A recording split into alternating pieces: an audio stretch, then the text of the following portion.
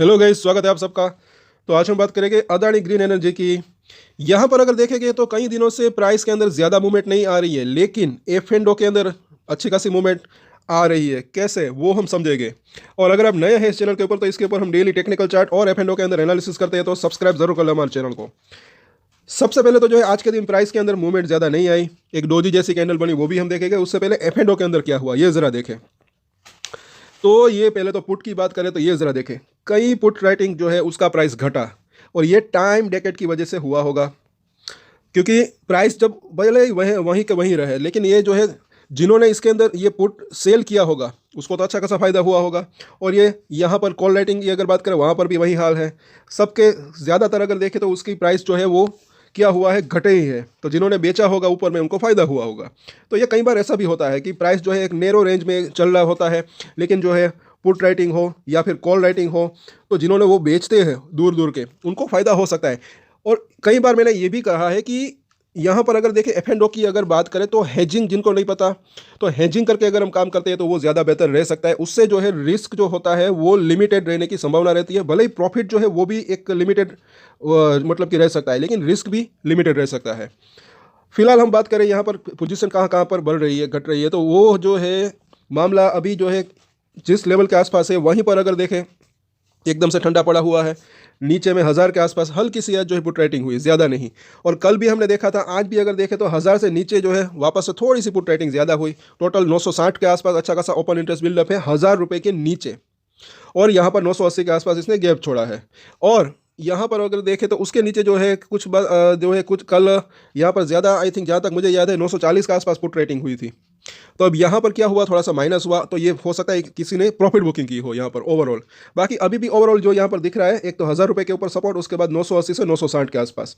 और यहाँ पर देखें आगे तो हालांकि ऊपरी लेवल के ऊपर भी जो है अच्छा खासा ओपन इंटरेस्ट तो बिल्डअप है यहाँ पर 1100 के आसपास, लेकिन यहाँ पर कॉल राइटिंग भी ज़्यादा है, इनसे कहीं ज़्यादा है, वो हम देखेंगे यहाँ पर 1040 के आसपास। सबसे पहले तो क्या चल रहा है, तो ये ज़रा यहाँ पर देखें, अच्छी खासी जो है कॉल राइटिंग हुई, रजिस्टेंस मजबूत हुआ, और उससे भी ऊपर अभी भी यहाँ पर 1100 के ऊपर।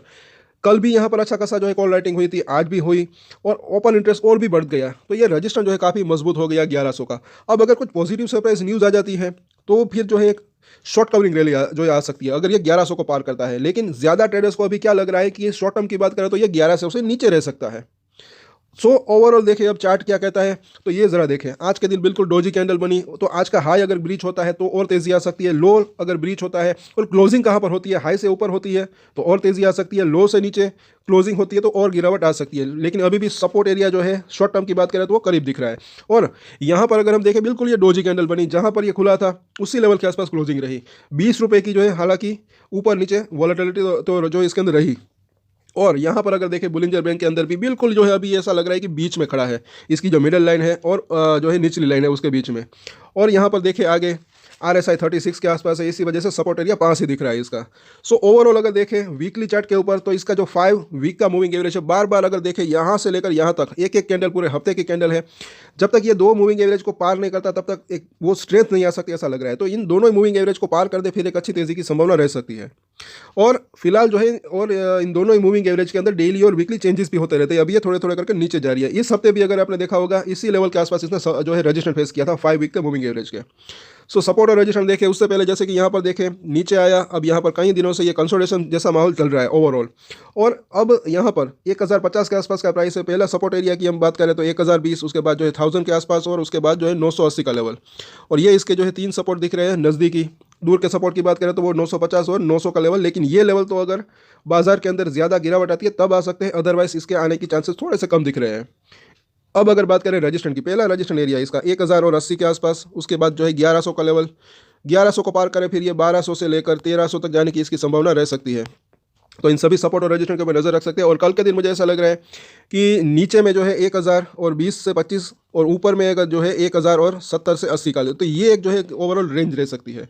बस ये 1100 को पार करे तब एक तेज़ी की संभावना रह सकती है। तो 1100 के लेवल के ऊपर जो है नज़र रख सकते हैं। बाकी लॉन्ग टर्म में अगर देखें तो अच्छी तेज़ी की संभावना रह सकती है, लेकिन ये शॉर्ट टर्म में वॉलेटिलिटी रह सकती है। और वो अगर आपने न्यूज़ नहीं देखी तो वो ज़रूर देखें। चंद्रबाबू नायडू जो कि आंध्र प्रदेश के मुख्यमंत्री है, उन्होंने कुछ कहा है वो जो यूएस का केस है उसके ऊपर, तो वो इस पहले की वीडियो है, नहीं देखी तो ज़रूर देखें। सो आज के वीडियो में इतना ही। अगर आपकी इसके अंदर होल्डिंग है तो इसके ऊपर डेली टेक्निकल चार्ट के ऊपर एनालिसिस करते हैं, कल वापस से चर्चा करेंगे, तो सब्सक्राइब जरूर कर लो हमारे चैनल को। और एक स्टैंडर्ड डिस्क्लेमर जो कि मैं हमेशा देता हूँ, कोई भी ट्रेड ले उससे पहले अपनी रिसर्च करें, अपने फाइनेंशियल एडवाइजर की सलाह ले, उसके बाद ही कोई डिसीजन ले, और डिसीजन ले तो उसकी जिम्मेदारी मेच्योरिटी के साथ खुद ही ले। ये वीडियो मैंने एजुकेशन पर्पस के लिए बनाई, मेरी तरफ से कोई भी बाय या सेल की रिकमेंडेशन नहीं है। Thank you.